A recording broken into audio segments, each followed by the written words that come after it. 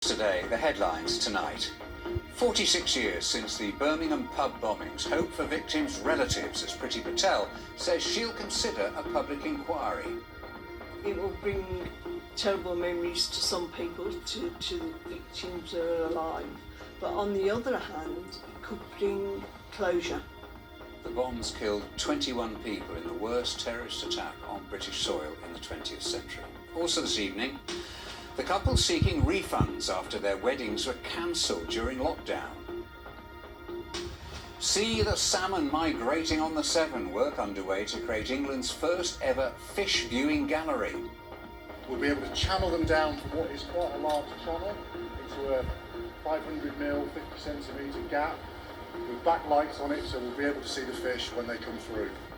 And Bromyard and Herefordshire looking photogenic this morning, but it's a movable feast this week, mild but unsettled. Details coming up.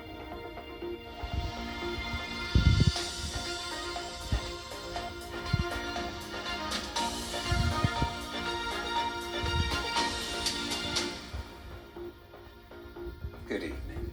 The Home Secretary, Priti Patel, has agreed to consider calls for a public inquiry into the Birmingham pub bombings, the worst terrorist attack on British soil in the 20th century.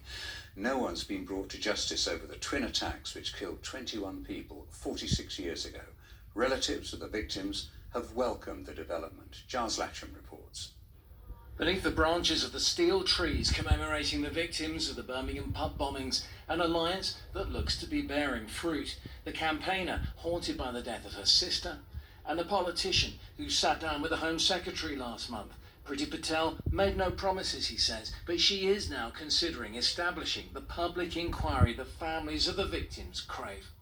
The fact that she said publicly that she's going to examine this gives me real hope that we will get to a public inquiry, which is exactly what is required. When we get to meet with her, which she's agreed to do, and she looks into the whites of our eyes and hears the grief and stress and pain that we continue to suffer every single day, hopefully that will send a strong and clear message to her that our loved ones deserve to have the public inquiry.